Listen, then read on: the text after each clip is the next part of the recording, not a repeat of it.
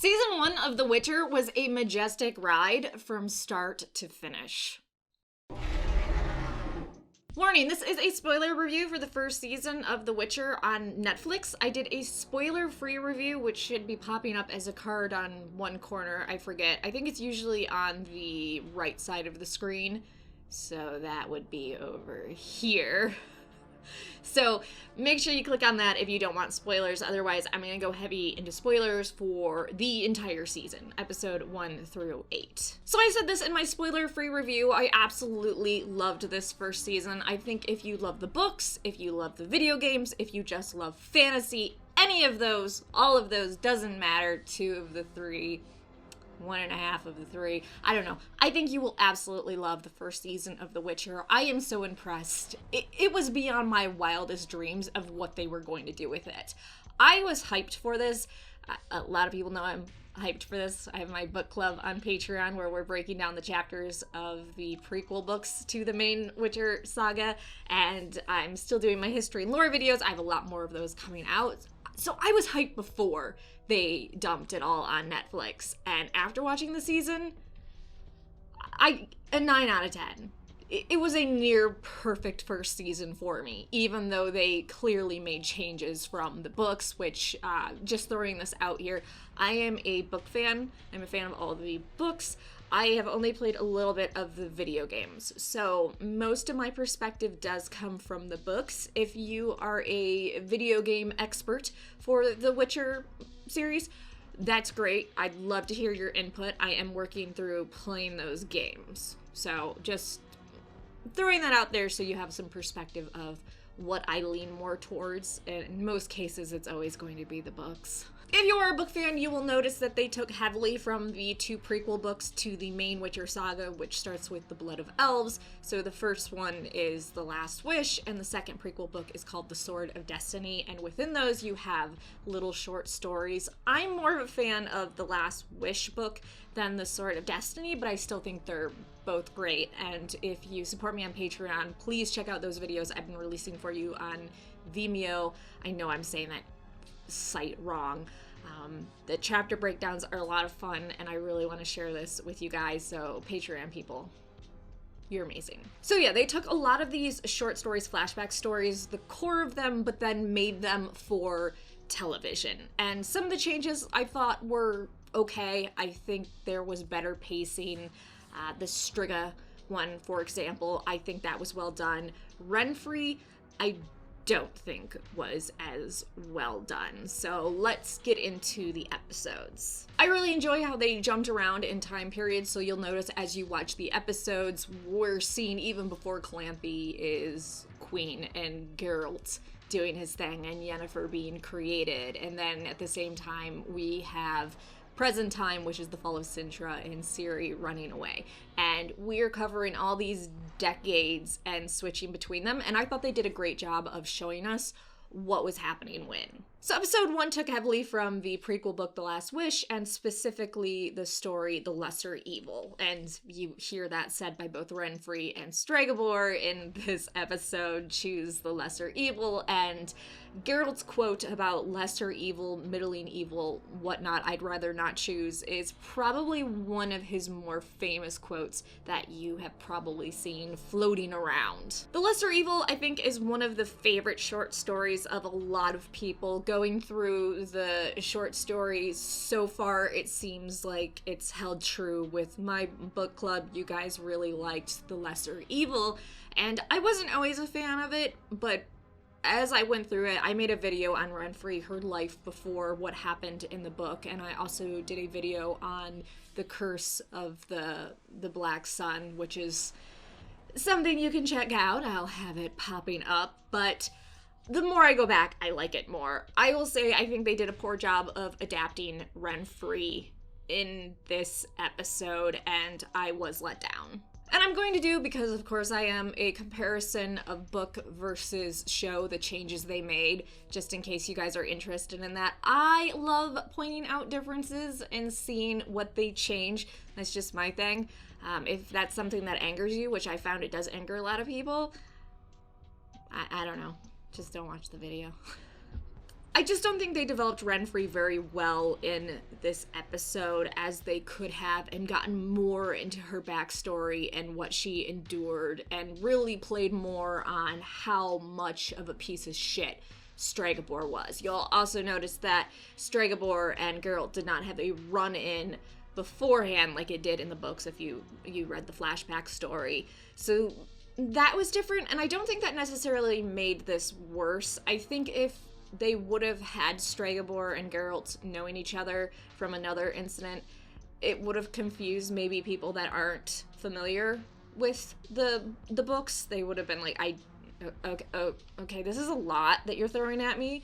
And so I'm not necessarily upset about that. I just feel like they didn't do a good enough job with Renfrey and building her up and making you more sympathetic towards what happened to her. Also, we missed the gnomes that she supposedly had an orgy with. Best part of that story. In episode 1, we also saw the fall of Sentra and Calanthe, Ciri's grandmother, saying, hey, go find Geralt. And we were told they were going to dwell a lot more into the backstory of Ciri and Yennefer, which I'm actually really enjoying, and I think it was great. I was a little worried beforehand when it was announced, but now that it's done and I see what they did with it, I think it's great. This definitely happens different in the books. If you read the first book in the main Witcher saga, which is The Blood of Elves, Ciri has nightmares about the fall of Sentra and her being on a horse and the person protecting her dying and the man that was chasing her. But they are filling in more of that, and I actually like that they didn't have Geralt and Ciri meet until the end of this season. Episode 2 was taken from the short story Edge of the World from The Last Wish. I really wish they would have spent more time in that. They obviously left out a lot of stuff, and they could have built more on the prejudice of the elves and dwarves, but I feel like at that point, most watchers were getting the gist that humans came via the conjunction of spears, which I will make a video on. I talked about a little bit in my intro to the Witcher series, and they basically, humans kicked out these people that had been there in the first place and screwed them over, and just, they treat them terribly. I was happy to see Yennefer's backstory and see her as a hunchback, as we learn actually in the books through Geralt's thought of, he figures out what she was before her transformation, but he doesn't dare let her know that he knows. Where he teases her a little bit more in this season with oh, what did they fix with you beforehand? So I liked seeing Yennefer and all of her training. I think that was a great addition to her story. Episode 3, Betrayer Moon, is from hands down my favorite story from the Last Wish book, which is called The Witcher, and it's about the Striga. I have a video specifically on the Striga talking about them. I love, love, love this story. I think they did a great job. The only thing I didn't like was Triss. I am a redhead. Naturally, this has been my hair color my entire life. I have not had to dye it yet, but I'm starting to see some white hair, so I guess we'll see where we go in the next couple years, because time is catching up with me. But there is a severe problem with them replacing redheads in media, and I get the thing about representation, but if you don't live in the UK, if you live in America and you're a redhead, you're fucking tormented. You're less than 2% of the world population in the first place, and it's nice to see strong redhead characters, but they keep replacing them in media for whatever reason, just further cementing how much we're hated, I guess. I don't know. So it was really disappointed because Triss is recognized by her red hair. When the Battle of Sodden happens and she is just so mutilated from what happens, she isn't recognized, and Geralt's like, how could anyone not recognize your red hair? Because that's her defining thing, her flaming red hair. But in this, they're just like, yeah, nah, fuck it, fuck redheads. Now, I know in the games, Trish helps out Geralt, and there's the whole thing with her being at court, so I liked them taking that. Unfortunately, that was when somebody replaced some of the herbs and stuff and incense they're supposed to be burning, and Ada got turned back into a Striga, which maybe that will happen, who knows. So I didn't like Triss being there, whatever. They needed an introducer, so they put her in this story, but in the book she's not in there, and I really wish she wasn't, but I get why they did. The Striga wasn't as terrifying as in the video games and the book. I mean, the creature was still pretty, but not as scary as I thought it was gonna be. I was like, oh, okay. I mean, the constant screams were a little scary, but then it started to get to the point where I'm like, Geralt, can you just put a muzzle on it? Because this is a little too much. I wish they would have spent more time with this, showing what Geralt does to prepare his potions and all that, how he anoints his blades. I get they just didn't want to go too heavy into certain lore bits, and that makes sense. I wish he would have talked a bit more to Falstus and saying things like, this is what you need to do. You need to burn these in her fireplace. You need to make sure she wears this necklace. You need to, but again, I don't think they want to do too crazy in the lore, which actually goes back to the Edge of the World when there was the devil, and they didn't mention things that repel magic or nullify them because I don't think they wanted to throw too much at watchers. Yennefer, it was really hard for me to watch her transformation and her having to give up her uterus and ovaries so she can no longer have kids. I don't know, that touched a weird nerve in me, and I just did not like watching that, and I felt really, really bad for her. That's all I'm going to say on that, because yeah. Moving on. Episode 4 of Banquets, Bastards, and Burials, we see that Yennefer has been working for 3 decades in the same court. She's really not loving her life. We see more prejudice towards mages, of course, throughout the episodes. We see the prejudice towards witchers as well. Everyone has a problem with everyone you'll find in this series. There's just prejudice abound between the races, between even their classes, what they do. You're a mage or you're a witch, although witch and sorceress are 2 different things. I'm going way too in depth here, sorry. I have a Witcher intro thing if you want to learn more about that. It's really cool. In this one, Yennefer has her little monologue about how men keep her down and everyone keeps her down, and it really felt unnecessary, but I don't know. I guess you just have to have your monologues to dead babies. What are you gonna say? Felt a little awkward. The Dryad story was a bit different, and I think it was completely fine how they adapted it. I don't think they wanted to make it as crazy as what we see in the book, so I was completely fine with that, and I loved Ciri not being affected by the water, and that they kept true to that. Her vision was pretty neat. Now, this episode with Geralt is based off of the short story, the flashback story in The Last Wish called A Question of Price. And I am disappointed that we didn't hear A Question of Price mentioned multiple fucking times like it is in that story. It cracks me up when there's a chapter with a specific name and the name of the chapter is said over and over again. I love it. Not like facetiously or anything. I actually like it. I think it's fun. A Question of Price is completely different than the short story. I just covered that with my people on Patreon. I broke that down, so if you want to see that video, you can check that out. I link it on my Patreon through Vimeo. It's on Vimeo. I say that. I'll figure out how to say that name of that site. I just use it for videos for my Patreon people. Sorry. It's really different. I didn't really like the changes. I wish we would have saw more of Pavetta just losing her shit throughout the feast. And something I find really funny, and I know this is gonna be, I don't want to mention Game of Thrones and The Witcher in comparison just because it's become my trigger of people comparing Game of Thrones to the Witcher series when the Witcher series was created first, and, you know, isn't Game of Thrones, but anyway. So they pronounce Dooney different than how it's in the audiobooks and how everyone else says it. There's Dunny and there's Dooney. And it cracked me up because I was watching with a friend and I went, so starts the pronunciation wars, because in Game of Thrones, I had been reading the books 10 years before the show even happened. I talked about this a little bit, I think, in my spoiler-free review.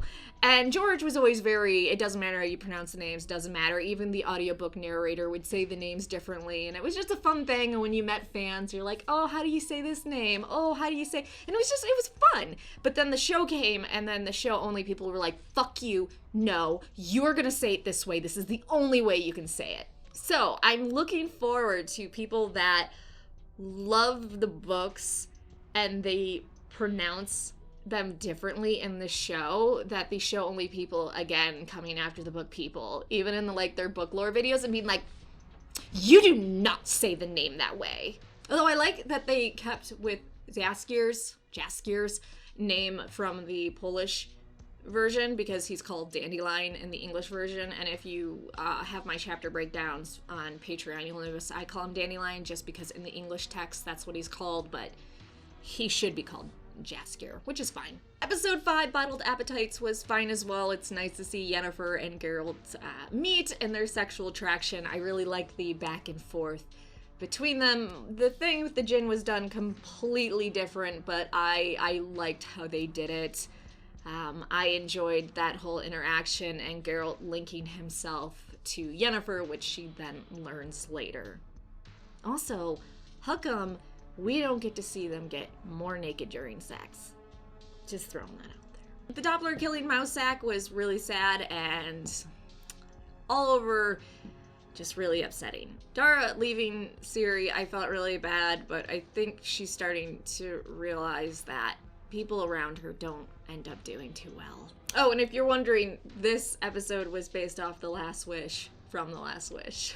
Okay, let's talk about the final 3 episodes, which were mostly based off of The Sword of Destiny, which is the second prequel book to the main Witcher saga. Episode number 6, Rare Species, is based off the Bounds of Reason, and I was a little bit disappointed in this, even though this is one of my favorite stories or chapters from The Sword of Destiny. I just don't feel like they captured dragons well. I wasn't impressed, but I'm picky about dragons, okay?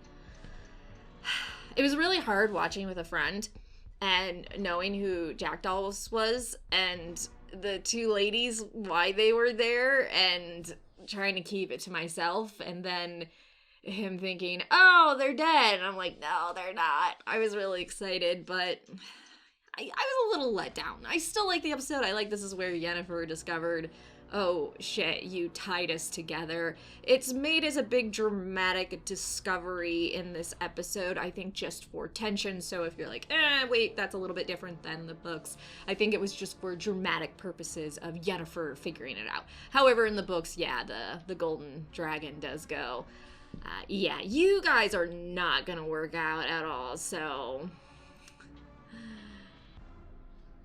I noticed they left out some more crude things that were in this short story, such as Jaskier being all about Yennefer's boobs and her...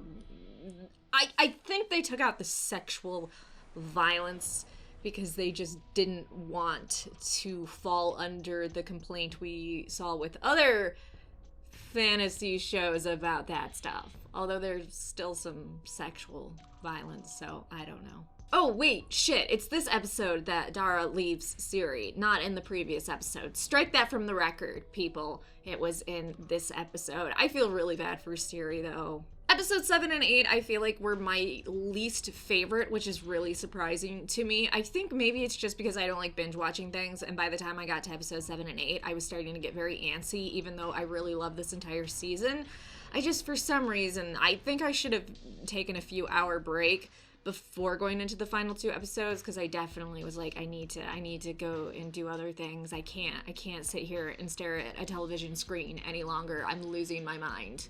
So episode 7, Before a Fall, we learn that Geralt goes back to Cintra, trying to do the Love Surprise collect on Ciri just because Nilfgaard is invading. That's very different than what was done in the books, and was actually a really cool twist to see in episode 8. Much More, I think, was the title of that episode, both based off of something more from The Sword of Destiny. that was a really cool twist to see him being imprisoned and then going after Ciri. I thought that was really, really cool. I did not see that coming at all. I will say something that I am really, really happy about is that we saw Sodden Hills. So if you are familiar with the books, you hear a lot about it. You hear, and Geralt learns about it later, that Yennefer was there and Triss was there and what happened, and their bodies were so mutilated and they had to heal them through magics and put them back together. And it was just a very horrific, scarring experience for them. So to see the attack of Sodden Hill, the defense of it, I think was just really cool. Even if they changed details around, I really love that they included that and we saw that backstory. Yeah, I was very, very impressed with the final episode when it came to that part. I also love how they totally blueballed us with Geralt being offered the Lull of Surprise again from the guy, and then you think, like in the books, oh, the guy didn't know that his wife has Ciri, and then Ciri's gonna run out and embrace him. Instead, she leaves, and I was like, oh shit, they are changing this. They're not going to find each other this way. They're doing it completely different. And then they have Geralt go in the forest, and Ciri runs into his arms, and I was like, ooh, man, Lauren, the showrunner, you know how to subvert those expectations, but in a good way. I love that she asked about Yennefer, that she knew, and through that connection. By the way, Geralt's mom is a mage. She did end up giving him up, and I was surprised they included that. Obviously, they did it a bit different in the show, but it was really cool that they included it. And he definitely was less bitter, I think, in the show than in the book when there's that chance encounter. And you probably have noticed by now, destiny is a really big thing, and people linked together through it will always pop up and see each other. Kind of like me and ex-boyfriends. Always popping up when I'm out in public. Looking like a train wreck. So I know I blabbed way too much about this season. I cannot say enough how much I enjoyed it. If you want to go over more of the prequel books with me, I'm going to be still doing chapter breakdowns on my Patreon. Link is in the video description down below. I'm going to be doing history and lore videos more so on this channel. I have a bunch already prepped. Besides that, let me know what you thought about this first season, especially if you absolutely hated it, because it's always interesting to see something from someone else's perspective, especially when they don't agree with you, because I have a bias for really loving the books. So for somebody to come in and list all the things that they hate, I think is a little bit fun. At least for me. Might not be for you. So like, subscribe, and come back for more Witcher.